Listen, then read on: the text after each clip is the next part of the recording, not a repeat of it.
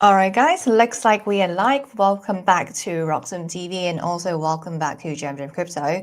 Well, if you guys have been watching my updates, you know I went to Abu Dhabi, so that's why I disappear on YouTube for 2 weeks. And finally, I'm here again doing my usual analysis. But I have to say, Abu Dhabi, I really did find it very impressive. So here are some of the pictures that I took. There was I spent like 2 weeks in Middle East. It was my first time in Middle East, and I have to say, like, it really was nice. And during that week, there was a lot going on. There was Bitcoin Mina, like obviously I took this picture at the Roxham TV booth in that Bitcoin event. If anyone went to Abu Dhabi, please let me know in the live chat. So here I did a bunch of interviews with different co-founders, like different talents. So this one I did it with power mining farm. I also did a bunch other stuff, a bunch other interviews. So I went to the talk, like we have the founder of Roxham TV hosting a panel. So he was the host. And we also, of course, we have CC and Michael Saylor. I went there, watched the entire thing, like entire talk of CC and Michael Saylor. I enjoy CC the most because like I really like how the host asked questions, and it was like very interesting. The host asked CC about the prison life, how he see Bitcoin is going, and CC's take on the whole general market, especially with Donald Trump in place right now. So it was a really interesting talk. I enjoyed my time in Abu Dhabi a lot. I met so many amazing people. So I would say the general crowd of Abu Dhabi, they are very innovative. They are constantly looking for other opportunities, whether it's in AI or blockchain. So overall, it was such a great vibe. And yeah, I mean, I met people from like doing different stuff, whether it's family office or VC or traders. Like, I love how they like creativity and new stuff. So, like, if you guys have a chance going to Abu Dhabi, or maybe you guys gone to Abu Dhabi before, like, I'm sure the impression you found is basically is really good. And I've heard stories that it's basically better than Dubai. From a finance and business perspective, because Dubai, it was like very party vibe from what I heard, but like Abu Dhabi is the actual business, it's the state money. The actual actions being happen is actually in the city of Abu Dhabi instead of Dubai. So that's what I've heard. And Abu Dhabi did not disappoint me at all. And I managed to have a nice little break, had a little vacation. So I enjoyed that very much. But anyways, that's the updates I have.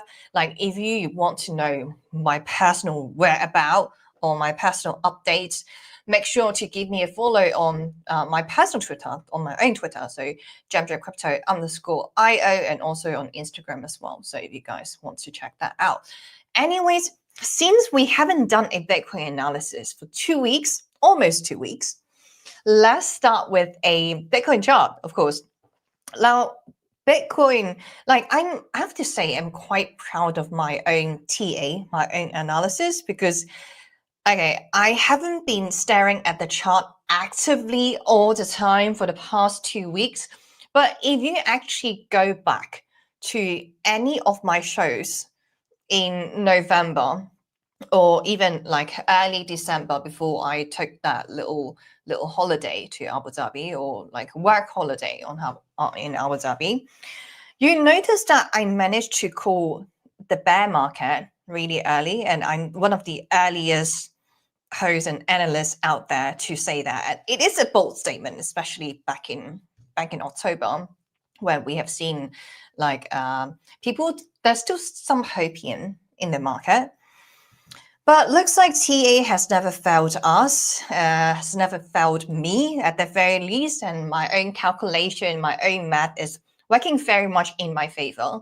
Because like what I've done in the, especially in the past month or like a little bit over a month, is that I shorted some of the altcoins, especially altcoins, because what I'm seeing is that Bitcoin is on a downtrend. And based on historical data, based on the 4-year cycle, I know 4-year cycle is very controversial, but looks like it is so intact. And we have seen this cycle top, or maybe not cycle top because people will find that offensive, but like all-time high, exactly on 6th of October. So we reached 126K, and ever since it was a downtrend only. And what I've done, even like 2 weeks ago, I talk about a relief rally 2 weeks ago, and looks like it has been playing out rather well. So again, math never fail us. And one thing why I find TA so impressive, because I believe narratives follow price. Like for some reason, math will give us a signal first, like whether the market is heading to a bearish trend or bullish trend, because price always move fast, and then people like to allocate some BS narratives, okay, to justify why we are moving or this sort of movement. So anyways, like this week, what's the new stuff we're talking about is Japan. So we right now we have a bearish narrative to allocate to this movement, being Japan, very likely they're going to raise 25 basis point on Friday, so on 19th of December, which means in 2 days. So of course, this again is a bearish signal, is a bearish narrative people like to allocate. But like, okay, if you ask me, like even 2 weeks ago when I was doing my live shows, I did not know exactly what's going to happen. But like for some reason, math would tell us that, okay, there's some bearishness, and then looks like people like to allocate this Japan rate narrative to the price movement.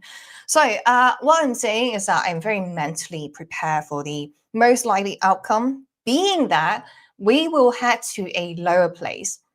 The reason why I will say this is, let's look at the daily right now. So daily, of course, we haven't even touched the general downtrend. So we have been building up this rejection line, so this general downtrend since 126K.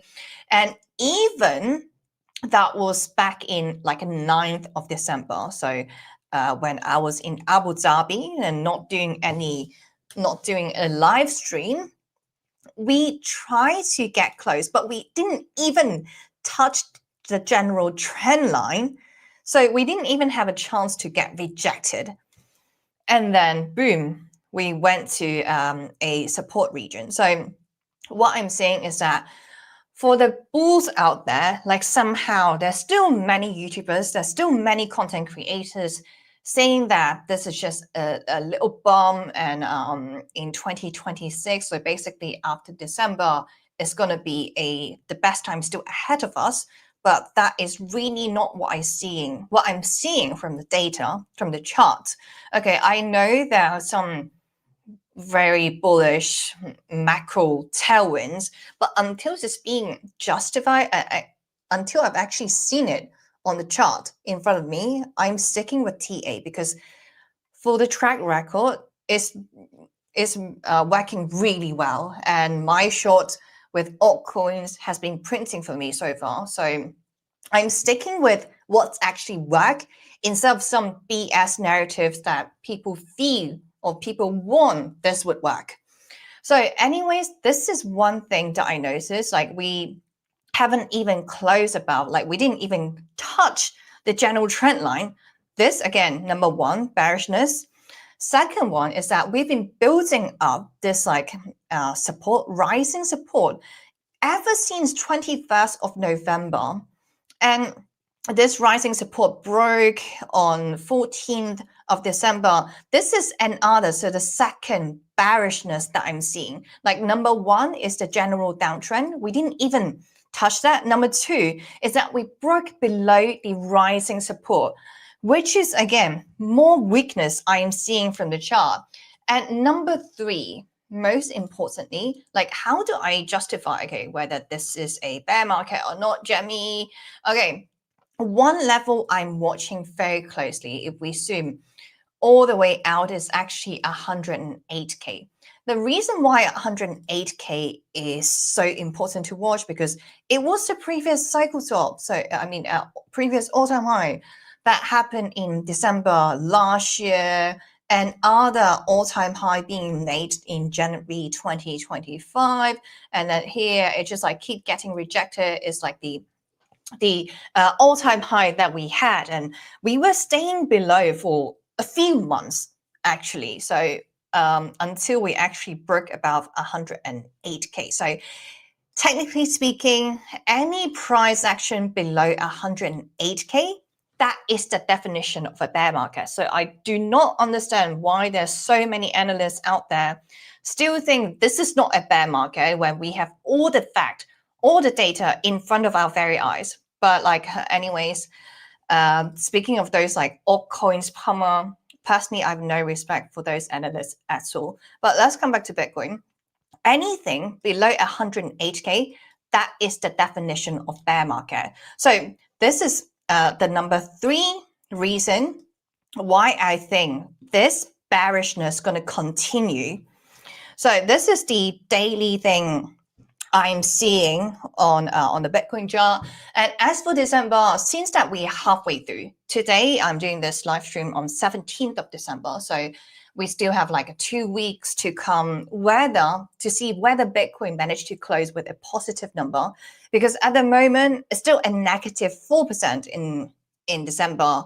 And last time it happened like with a 3 consecutive months of negative number, negative return for Bitcoin, especially in October, November, and December. That was back in 2018. Well, let's see if we manage to close the gap, maybe close with a more consolidation number, a flat number, because like November, it was quite painful. Like we dropped 17%. So yeah, let's see if we manage to close flat. The reason why I would suggest this outcome is because if we actually hop onto the weekly now, like, okay, let me go ahead and remove the drawing, actually. If we go ahead and look at the weekly right now, so, wait, actually, let me remove that drawing, and the weekly will be clear now. Okay, the reason why I want to I'm suggesting maybe there's a little consolidation period, especially after seeing November a negative number of 17%. Let's hop on to the Ichimoku cloud. So Ichimoku cloud is being this like gap that we're seeing here. It is a leading indicator, and so far it has been so accurate to kind of tell you where the trend is heading to. At the moment, we are tracing inside this Ichimoku cloud. So inside the span, so we have the span A and span B.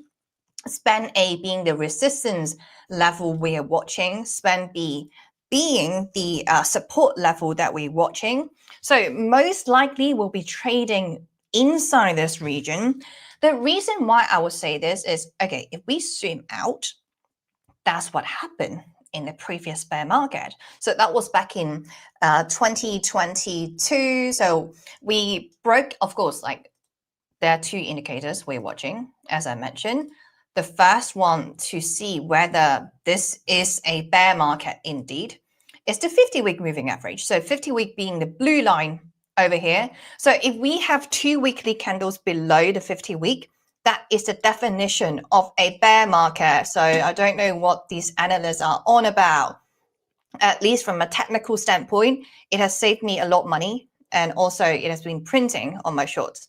Like, of course, when it comes to shorting, I'm using for hedging only. So it's for risk management. So please stay away with any leverage, because we keep seeing people get wrecked with leverage. And right now, since there's so much manipulation going on from market makers, do not use leverage. Even like if you're bearish overall. I'm not putting a short on Bitcoin, but like I'm ultra bearish on all the altcoins. So that's why the strategy has been working in my favor. That's why math has been working in my favor, and I trust my own TA. So anyways, first thing one confirmation we have is the 50-week moving average. And so far, we've been trading well below the 50-week moving average. That's confirmation number one. Confirmation number two is the Ichimoku cloud. So Ichimoku cloud, if we like drop and actually trade inside this region, that is confirmation number two, because that's what happened back in December, late December 2021. So being the end of the bull market or entering bear market, whatever I want to say it. So here we have the confirmation number two, and this time, because based on the previous cycle, we spent like 3 months inside this region. So between span A and span 2, that is, of course, the consolidation period. Like if we applied the same pattern, same math, maybe we're looking at like, okay, for 3 months, maybe we are talking about February 2026. So in other words, we'll be trading between so let's see what this week printing is going to be, but it's somewhere around like 80k to like 100k. So maybe we have some consolidation, and when people see the number of like even like 98k, people will get really excited. Okay, QT has ended, the Fed is only going to print more money, there's only rate cuts to come, yada yada yada, many tailwinds. When people get excited, that's when the market like to humble us. So maybe we're gonna get like a deeper correction. But the general rule of thumb is that maybe we're gonna spend some time inside this region. If we lose span B, that means okay, there are definitely deeper correction. We're entering another leg down in the cycle in this market. However, if we go to span A, and then like I'm not seeing any justification that will close above span A. Like, of course, then if that were to happen, maybe I have to recalculate my own math. I have to recalculate my TA. But like so far, I'm not seeing a lot of bullishness from this chart, especially for the weeks I'm seeing here. Like it looks like maybe we're gonna continue the downtrend, but like if we go to span A, and then most likely we'll get rejected and consolidate a little bit. So in other words, if we lose span B, that means a very deep leg down, like we're gonna enter the next phase of a bear market. But if we like go up to span A and get rejected, maybe there's like some consolidation before finding a leg down. So regardless, this is a bearish setup. And number three of the confirmation I'm seeing is actually when it comes to Ichimoku cloud, the red line is overtaking the green line. Again, this is a really bearish signal, because at the moment right here, because last time it happened, that was back in here. So of course, this is a leading indicator. Right now it's showcasing June 2026 next year. And back in the previous bear cycle, it kind of like tell you the maybe the cycle bottom is almost in, but like we went even lower. That was back in November 2022. But regardless, this is another, so the third bearish signal I'm seeing from this like Ichimoku cloud alone. So let's see how it goes. Like maybe we're gonna spend some time trading inside this consolidation period. Like if so, if you guys haven't the risk, maybe like think of some strategy that actually work for you. Like I've always talked about Q4 being the cycle top. Based on the historical data, Bitcoin looks like it's following the 4-year cycle exactly the same, because We know the magical number of 1,064 days. We have talked about that extensively on my channel and also on Roxham TV. So if you guys didn't know, it's a cycle bottom to cycle top. So any previous cycle, it lasts 1,064 days. That's how we got this magical number. And looks like the four-year cycle is still intact, but like people just like to choose to believe the bullishness because like that's where it gets most of the views on YouTube and on social media. But that's okay. I'd just like to tell you the truth. I'm not being a perma bear. Like if we get more data, because like TA, how I say it works is mostly like calculating probability. It's like playing poker. Like when you get new cards, your calculation, your probability, it changes as it goes. So same for TA. It's just like calculating probability, looks at different outcomes and which one looks more probable with the highest probability. And for me, it looks like the highest probability is being a bear market. So anyways, I'm watching this very closely. And of course, we have some macro headwinds. Again, like I don't know, like 2 weeks ago, actually more than 2 weeks ago, more than a month ago, I've been talking about a bear market, and looks like the narratives right now is Japan. So for those of you who don't know, Japan for almost 30 years has actually been through deflation. So that means prices kept falling, people delayed spending, and companies stopped investing.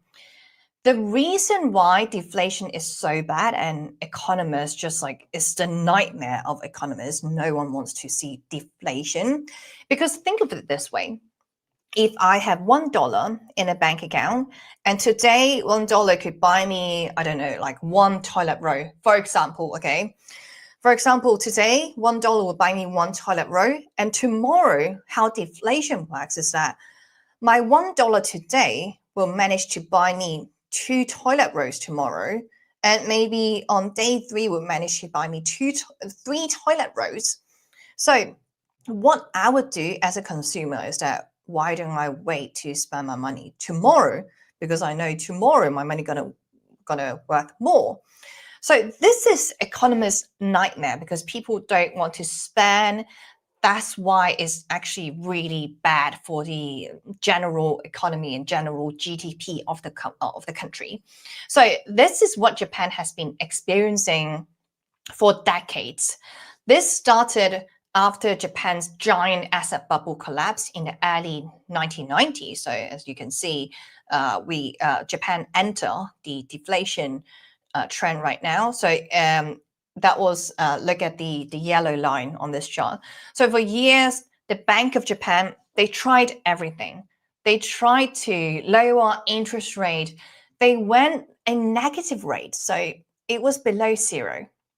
Negative rates for years. Massive QE. They printed so much money, but inflation somehow still stayed below 0% or maybe a little over 0%. Then it comes the 2022. So 2022, it changed the entire game. So focus on this like tick, the yellow line, this uptick in 2022. That's the inflation. So what happened back here? So since 2022 is that there is global energy shocks, there's supply chain issues. Of course, it pushed inflation up. Japan hit like a 2 to 4% inflation, which is high for a country used to have stable prices for years, for like 3 decades. Wages also began to rise because Japan has a shrinking workforce. Like Japan has one of the most oldest population among the whole world. So that means the workforce is a lot smaller compared to years ago. Bottom line, Japan finally escaped deflation. Again, deflation is the economist's nightmare. However, inflation still feels painful to consumers. So Bank of Japan must be very careful not to over tighten stuff. And why this matter so much? Like, because Japan is in a major dilemma right now. Japan is raising interest rate right now. Is sitting at 0.5%. This happened that was like a drastic change, like from a negative rate to a 0.1% rate. That was back in April last year. When that happened, of course, there's like a massive carry trade risk. People were panicking. Of course, risk on asset like Bitcoin went down. But looks like the dust has settled. But like the news of the carry trade risk is just like recycling. And right now, if we hop onto Poly Market, there are, let's see, so there are 98% of people predict that on 19th of December, being on Friday, Japan gonna raise interest rate for 25 basis points. So that means they'll bring us to 0.75% on 19th of December, which is the highest in 30 years.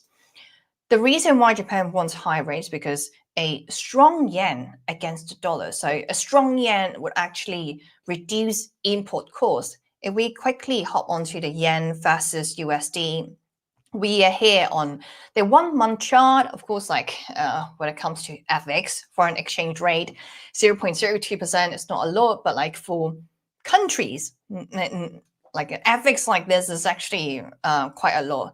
And so Japanese versus USD is going up a little bit.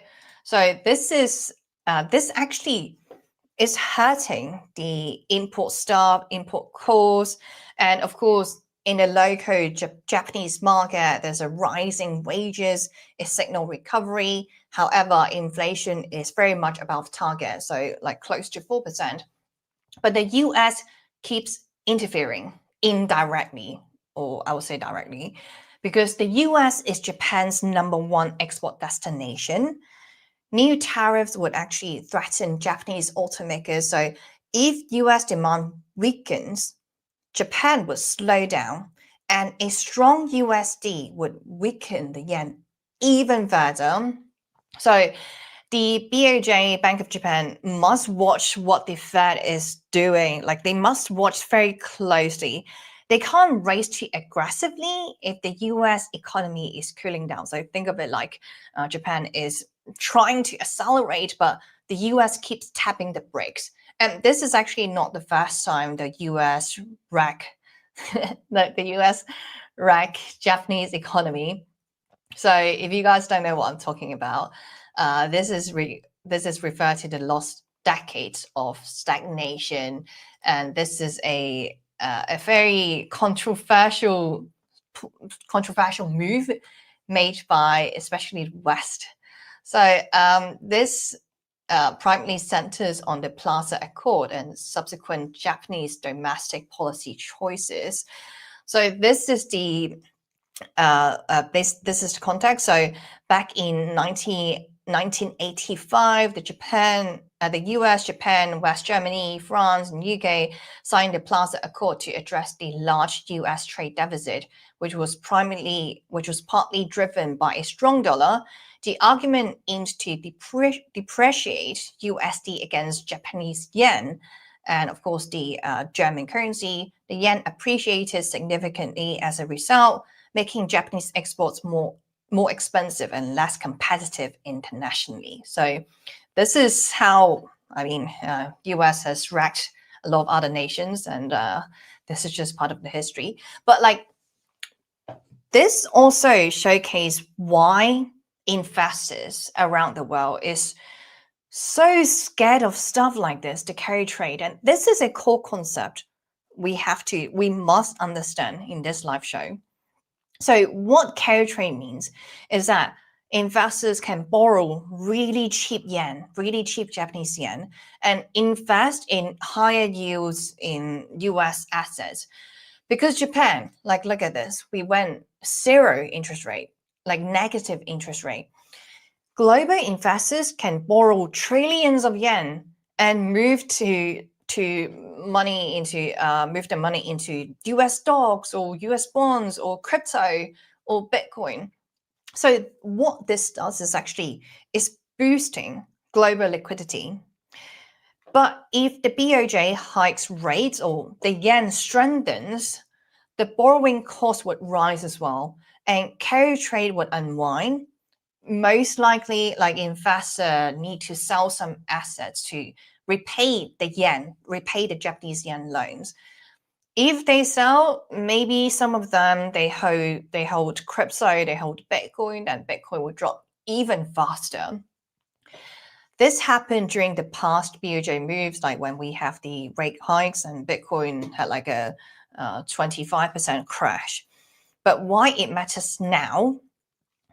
So for the December one, so for the Friday rate hike, it could trigger another unwind while global liquidity is quite thin, especially during the holidays. Like, remember, this is December and we're entering Christmas. So usually people are not actively trading on Christmas. We like to spend time with the relatives. So global liquidity is usually thinner during holiday times. So this is the headwinds that I'm seeing, and it also justified the moves that I've talked about. Like, okay, I went on a little break for 2 weeks, but like, I don't know, for some reason, narratives fall apart, and the charts always signal us something that we have to be alerted.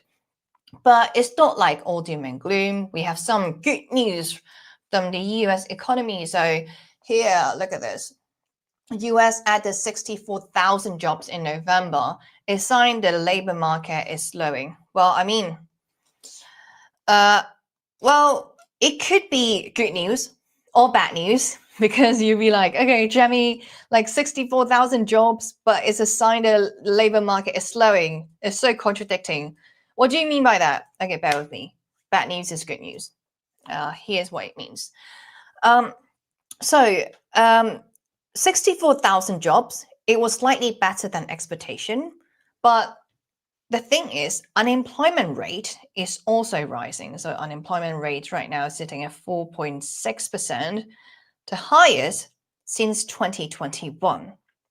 A few key points we have to pay attention to the whole labor market.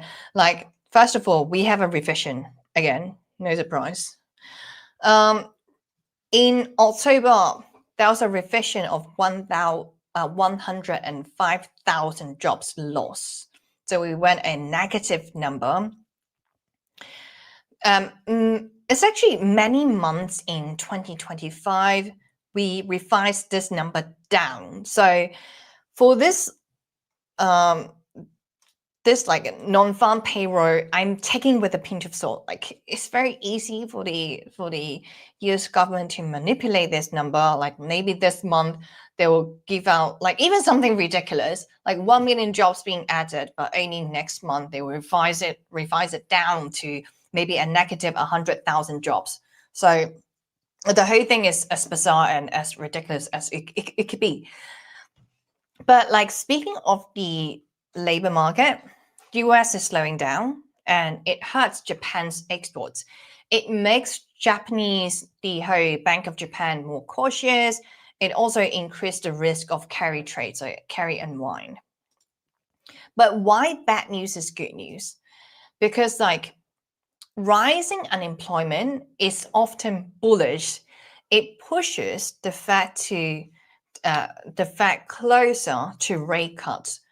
Lower rates, of course, it means the borrowing costs get cheaper, easier liquidity to flow into the market.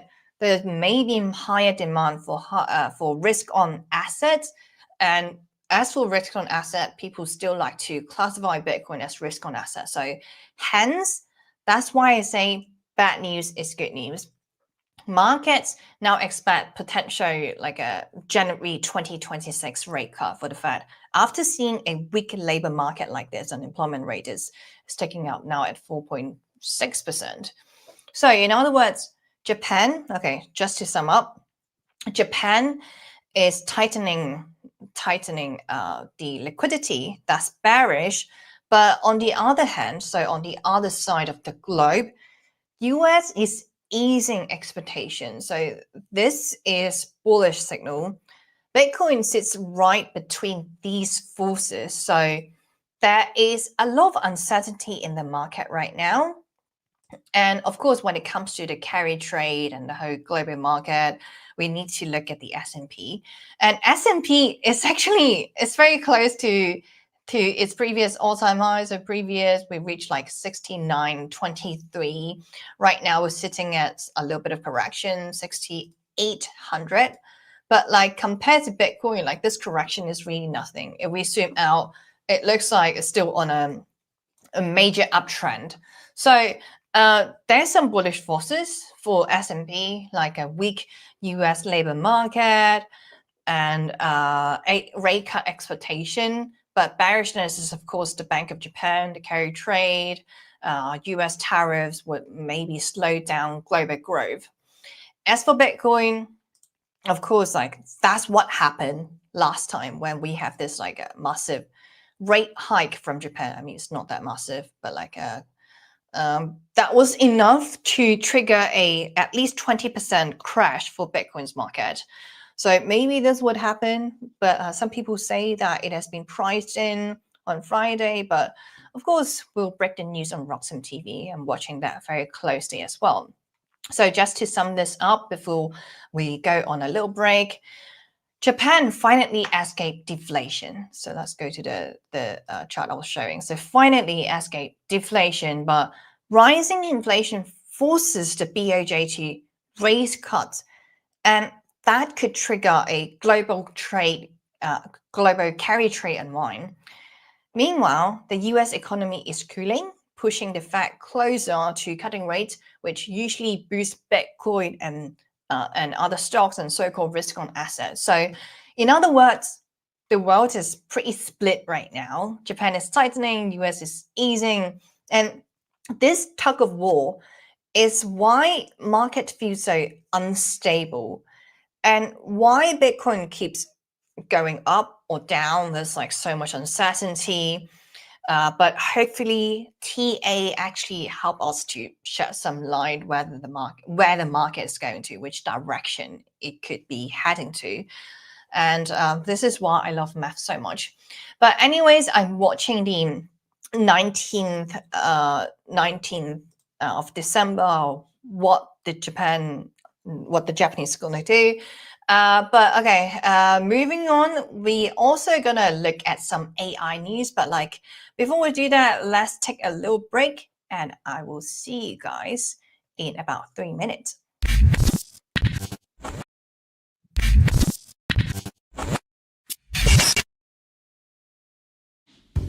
So, tell us about your furry friend here. What's his name? Oh, this?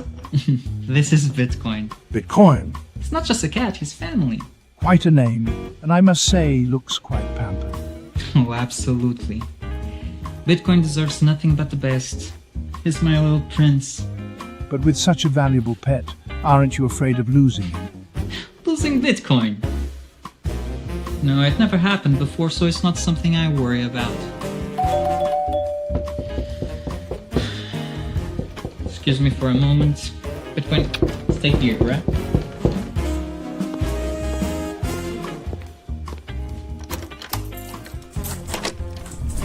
Bitcoin, no!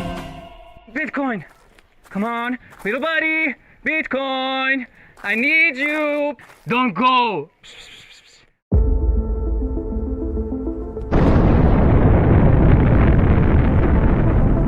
In a world far away.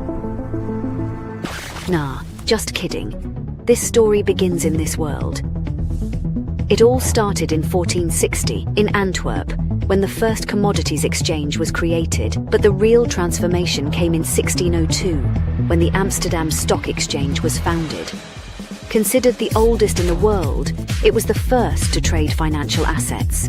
Over the years, Britain expanded its colonial and maritime influence, and the British pound sterling overtook the Dutch guilder in the market. Thus, the London Stock Exchange became the financial centre of the world. The 20th century came, and the world got into some trouble. But shortly after World War II, the Bretton Woods Agreement established the dollar as the world's primary reserve currency, and the center of the planet moved to Wall Street. Today, we're traveling at the speed of light towards a new age, an era shaped by the consolidation of Bitcoin as the currency that will define the future of the markets. We present Roxum, a new Bitcoin-denominated market that allows trading all sorts of securities, commodities, derivatives, options, and anything you can imagine. Roxum, rock-solid markets. Security matters. Zappo Bank, the only way to bank your Bitcoin. Apply now at zappobank.com. Some call me Chicken Little, others Bubble Boy. I'm a bit changed, but sounds familiar, right? Let me tell you a hard truth. The S&P isn't rising, the dollar's falling. That's the trick. Monopoly money. It's ice melting by the second. Your savings, your salary, your time. Worth less every second. Everyone's using the wrong measuring stick. Switch the denominator. Price the S&P into Bitcoin. Hard, fixed, unprintable. Suddenly your unstoppable index, it's collapsing. And while you cling to dollars, well, Wall Street already switched. Before, you needed 2 brokers. Still getting my ninja bonus though, right? Fuck. Plenty of spreadsheets. And my quant! I hate this part. I was right, and I'll be right again. If I were you, I'd thank me.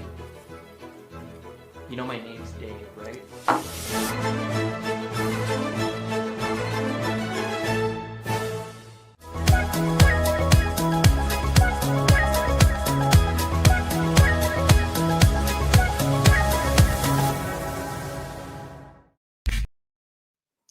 All right, guys, welcome back after a little break.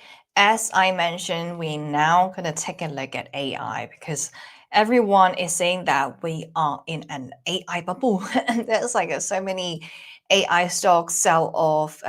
That's why there's like so much panic right now. So let's take a look at this. So over the past week, investors suddenly turned so bearish on all the AI stocks because there are 2 main names that people are attacking. Wouldn't say attack, but like actually it is in the spotlight. And of course, these 2 companies are Broadcom and also Oracle. So Broadcom dropped over 5% in pre-market, and Oracle plunged after announcing a $300 billion in AI capex plan. And the market is so worried about 2 basic things, basically. AI companies might be borrowing too much money to fund massive data center expansions. And the second worry that they have is that valuations are looking a little bit too high, and investors want to see real profit first, not just hype. This trigger a broader AI infrastructure sell-off. So whether it's the chip sector or servers or cloud platforms or data center suppliers, they all fell. Investors basically, they're asking this question: are these companies spending themselves into a debt crisis? And a lot of people are drawing ties to the 1990s dot-com bubble. And Oracle is one of the prime example because they announced the $300 billion in AI infrastructure to support its partnership with OpenAI. Like this is a multi-year OpenAI contract. And people are saying there's like a huge debt concern, over reliance on debt markets. And there's also a shrinking cash reserves. This raised a red flag across Wall Street because like Wall Street is right now quite bearish. Like Wall Street is saying like, are companies taking too much leverage to chase the AI dreams? And that's for Oracle. Let's take a look at Broadcom as well. Broadcom added more fuel to the fire because when analysts question this, there is a falling margin concern.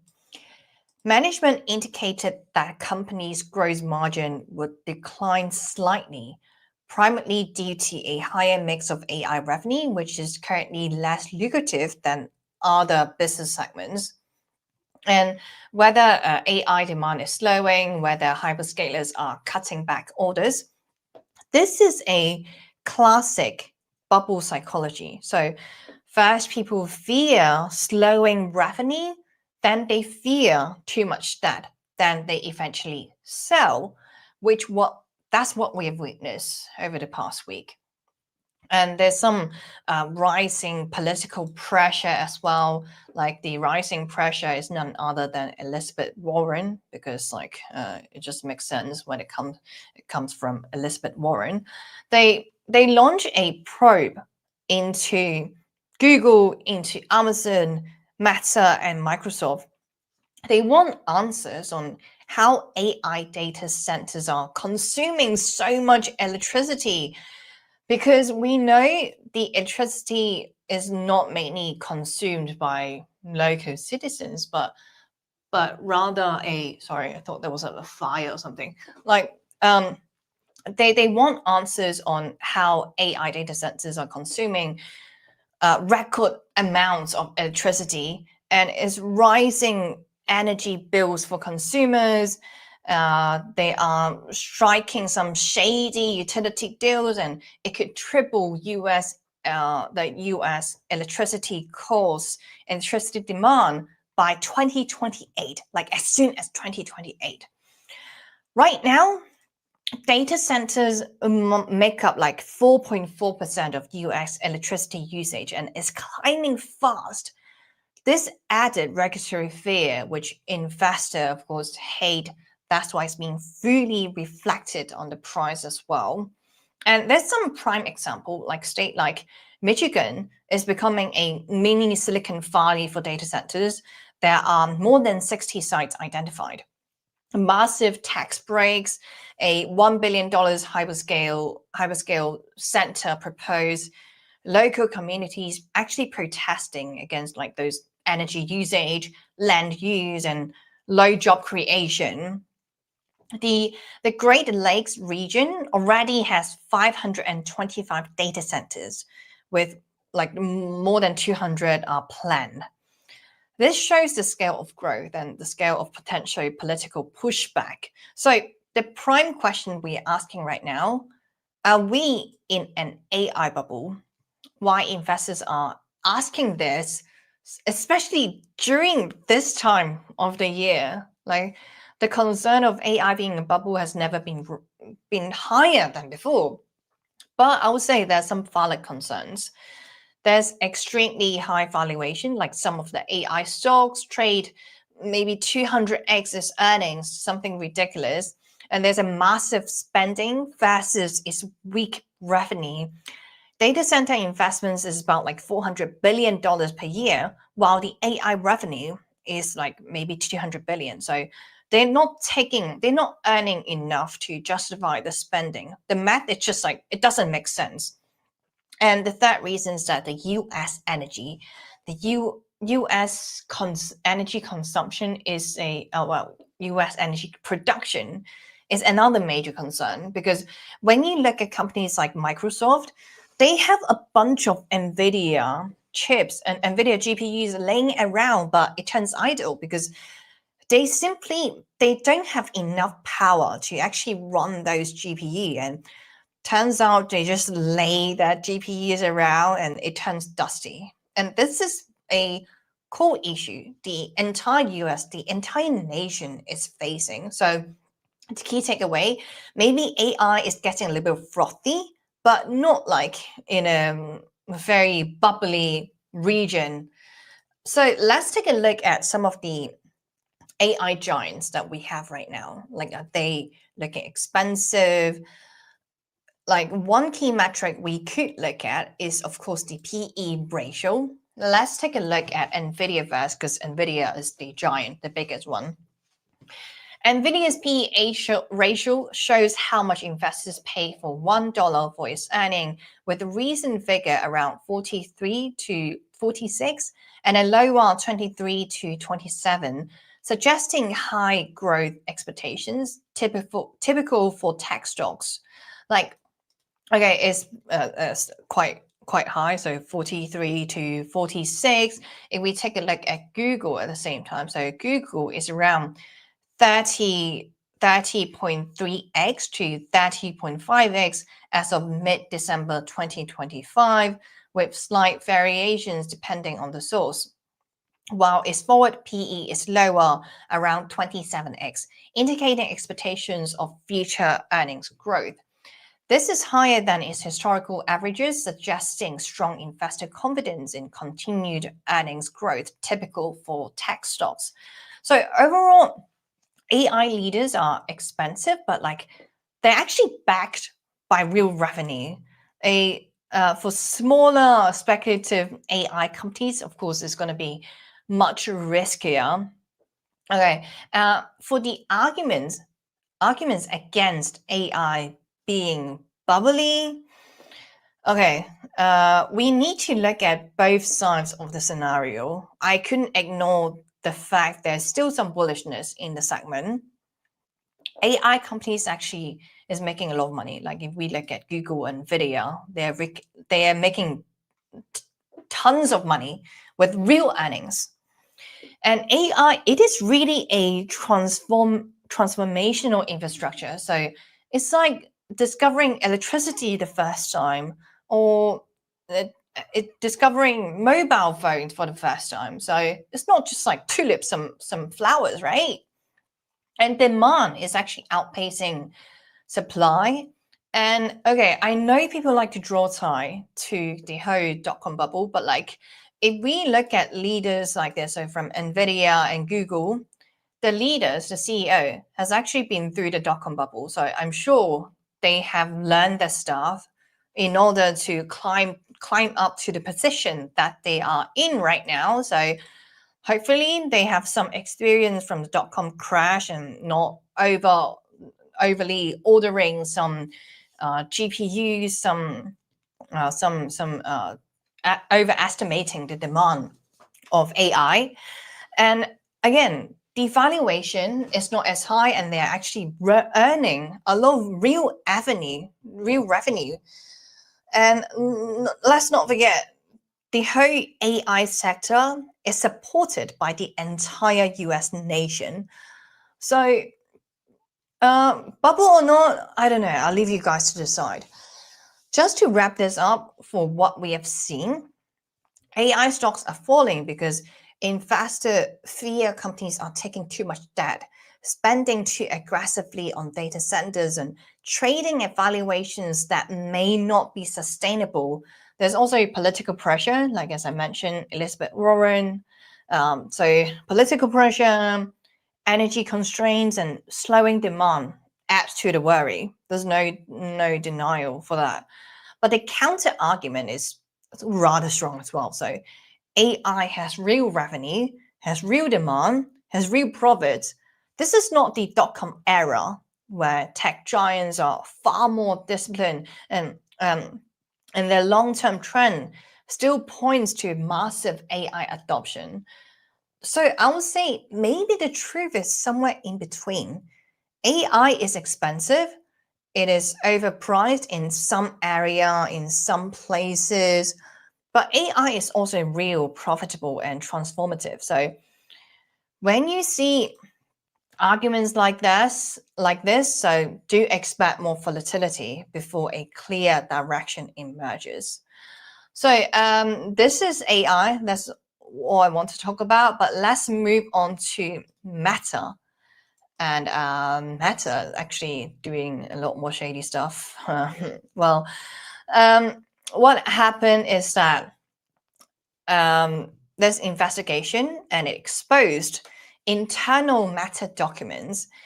It shows that 10% of Meta's 2024 global revenue, so about like $16 billion, actually came from scam ads, scam advertisement, and banned products.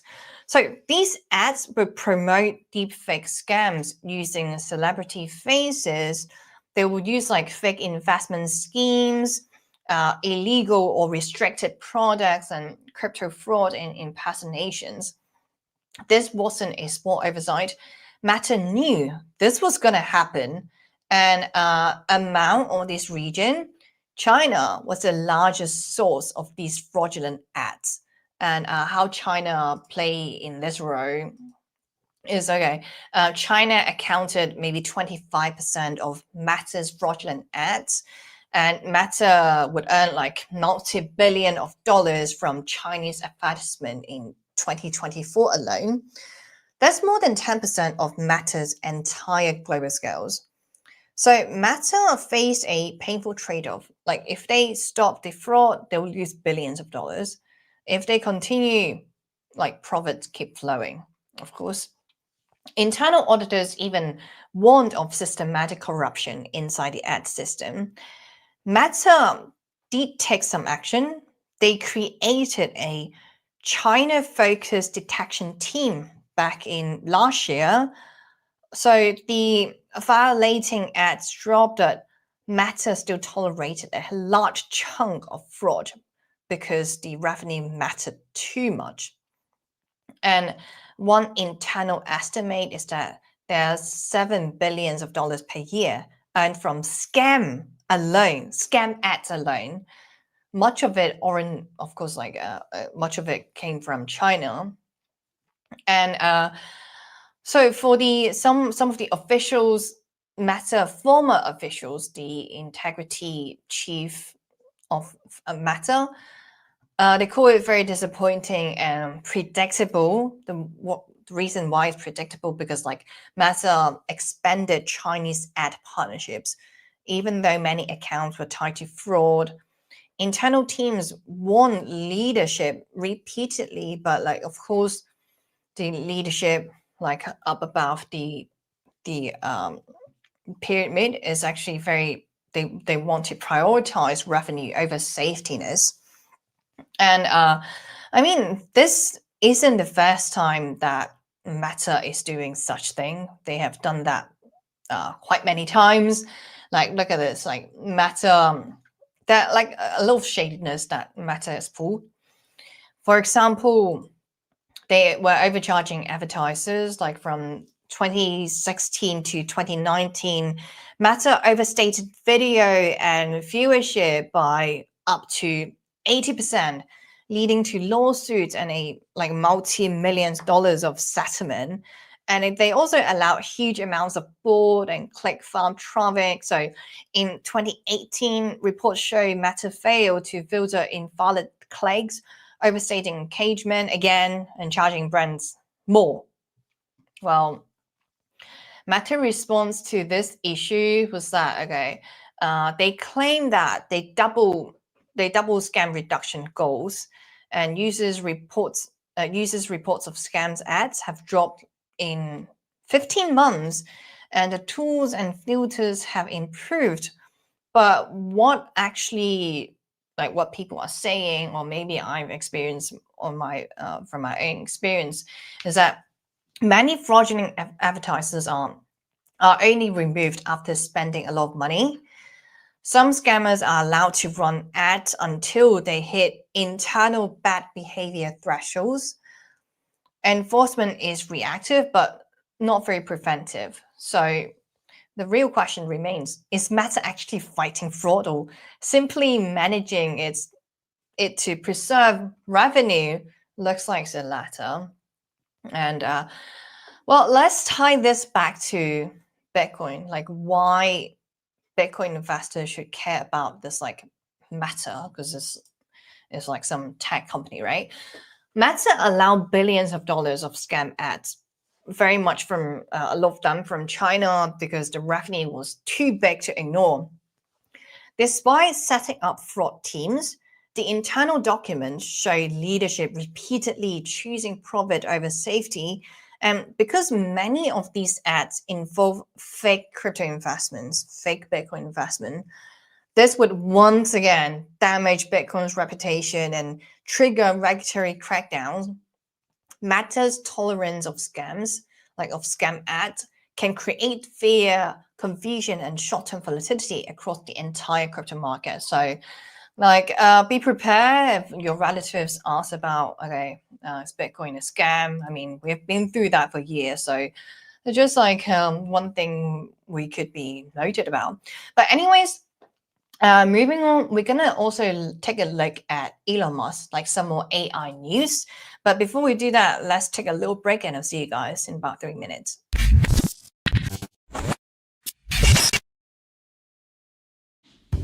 So, tell us about your furry friend here. What's his name? Oh, this? This is Bitcoin. Bitcoin. It's not just a cat, he's family. Quite a name, and I must say, looks quite pampered. Oh, absolutely. Bitcoin deserves nothing but the best. He's my little prince. But with such a valuable pet, aren't you afraid of losing him? Losing Bitcoin? No, it never happened before, so it's not something I worry about. Excuse me for a moment. Bitcoin, stay here, right?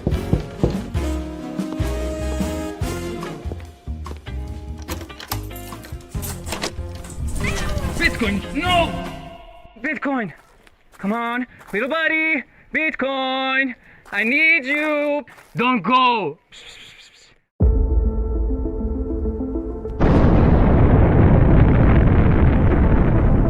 In a world far away.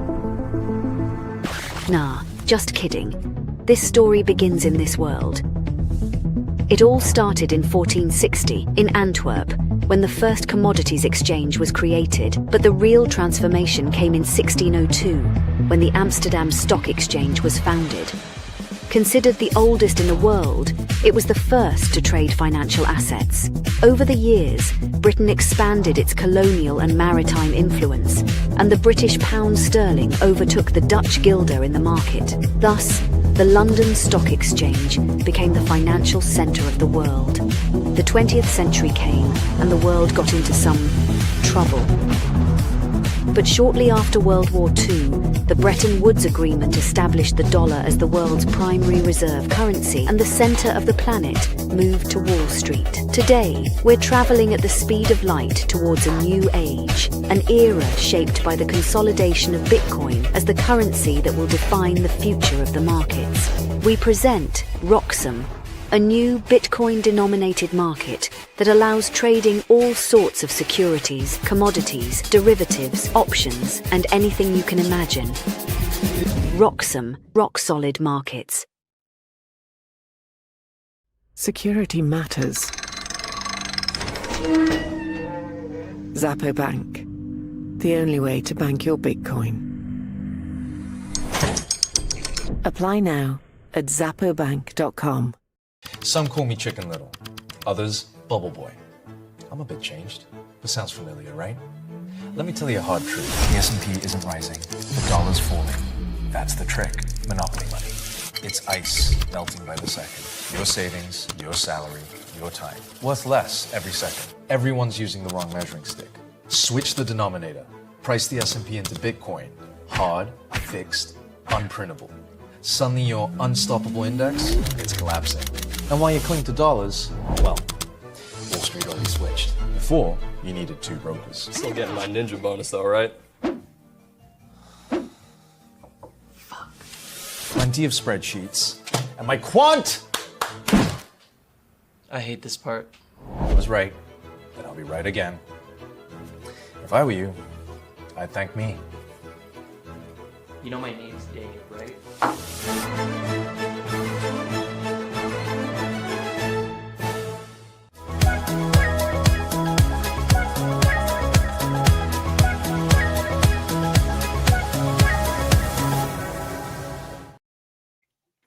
All right, guys, welcome back. As I promised, we're now going to take a look at Grok, some more AI news, because I use Grok on a day-to-day basis, and I couldn't remember my time before AI, so before 2022.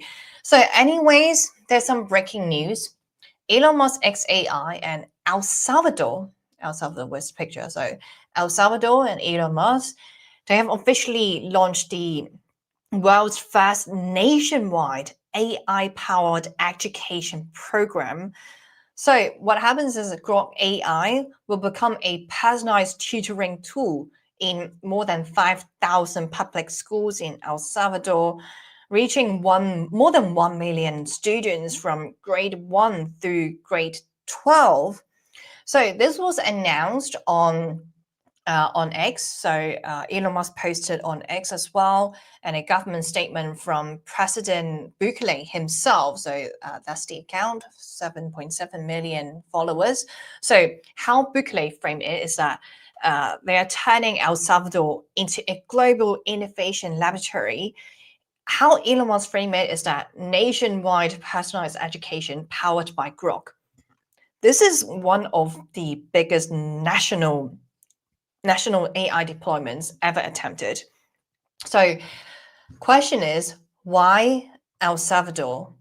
Well, El Salvador has always been quite innovative, and they have been a testing ground for emerging technologies. Like, remember, El Salvador made Bitcoin as the legal tender back in 2021. Like, for a little bit, Bitcoin is no longer legal tender, but at least they tried. And they have like Google partnership for AI assisted healthcare.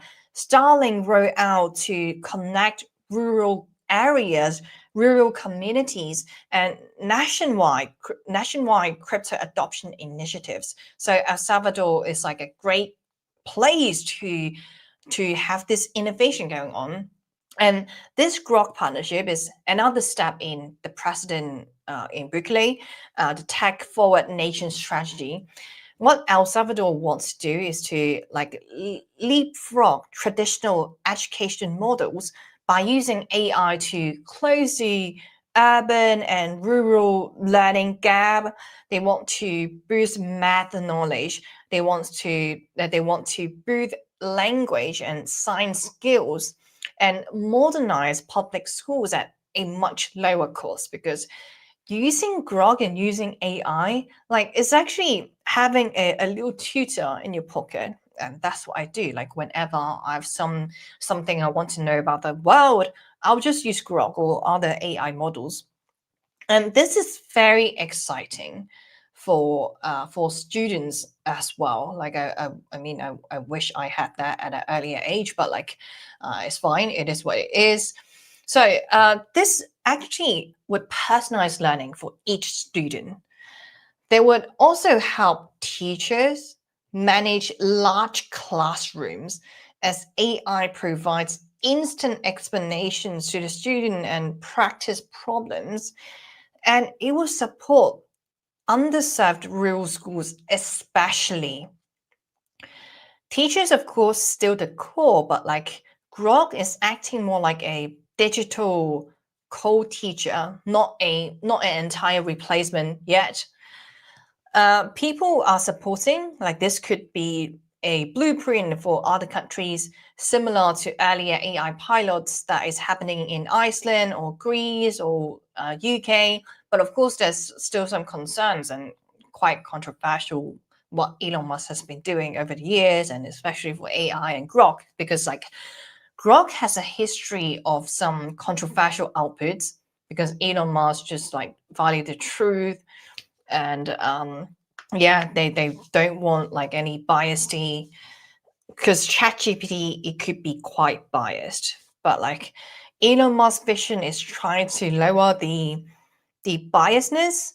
So Grok, however, like Grok has generated some really sensitive content.